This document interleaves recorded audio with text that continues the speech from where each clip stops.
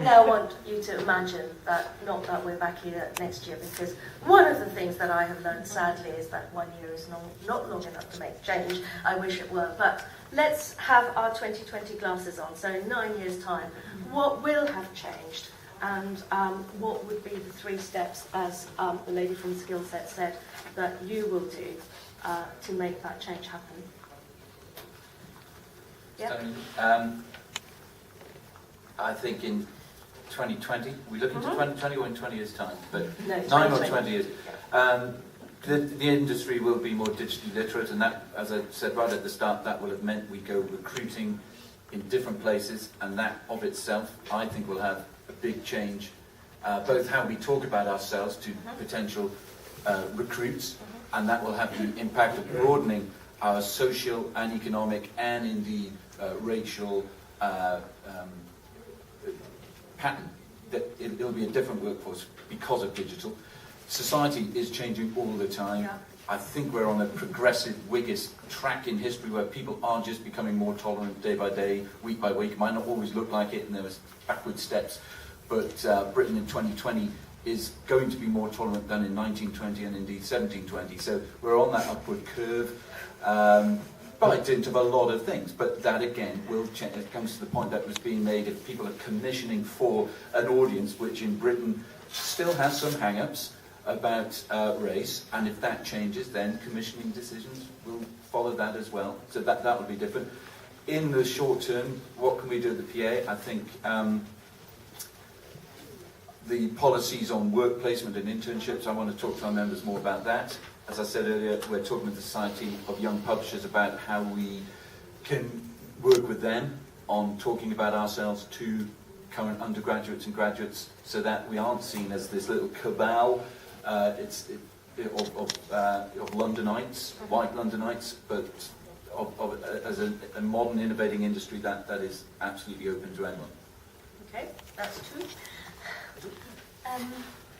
Being optimistic, after everything I've said, I do want to say that things have changed and are changing. I work for Wasafiri, the magazine of international contemporary writing. In 1984, when we were founded, it was primarily to give Black, British, African, Caribbean, Asian voices a space where none existed. And that has changed, so that now our subtitle is International Contemporary Writing, even though we still have a core there. I think that things will carry on changing in that respect, simply because we don't live in an isolated world anymore where you just talk to your neighbour and nobody else. We're all connected electronically.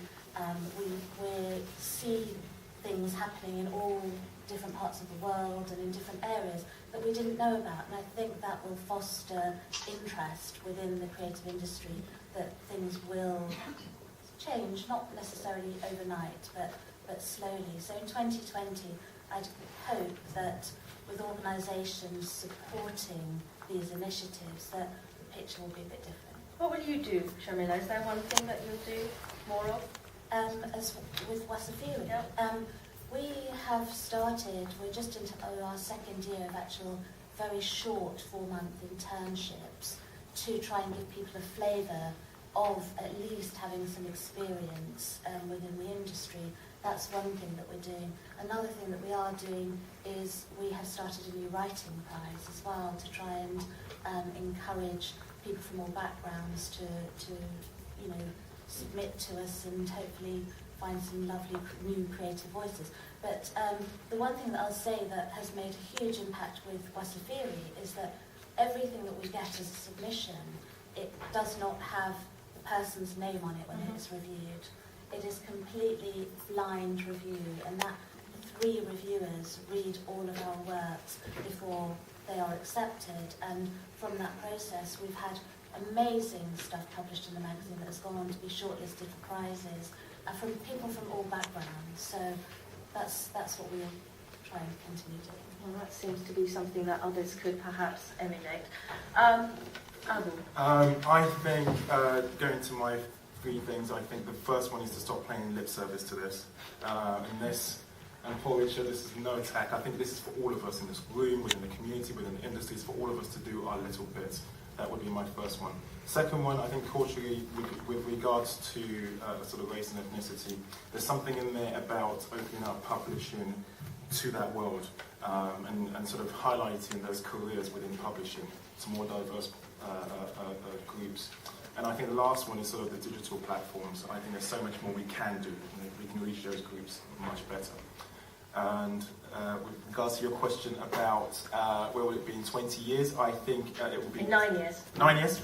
I think it will be different. I think print media will still be around, but I think there are some questions we have to ask ourselves. How does the industry sort of get more closer to its customers? How do we not sort of get swallowed up by the internet? Pay scales are still embarrassingly low. Diversity is still an issue. So there's a few things I think. Okay, there's a lot to be done. done. Okay, well, you don't sound tired. I need your energy back. Okay, Nikesh, 2020 vision, and what will you do? Well, keep writing. But, That's a good answer, yeah. But keep writing in a way that I'm not scared of turning something in and someone say, I don't know what to do with this, I don't know who to market it for. And one of the things I'd like to see would be a change in the way people, marketing departments of publishing, view the books that come in from diverse authors and not feel afraid of what to do with them, and not just trace reviews in the TLS and the Guardian, but know their audiences, know who's actually reading the books, and work out how to sell the books to those readers, and if they haven't got people capable of doing that, find people who are capable of doing that. So I think we need to get smarter. Get smarter. Yeah. Bidisha.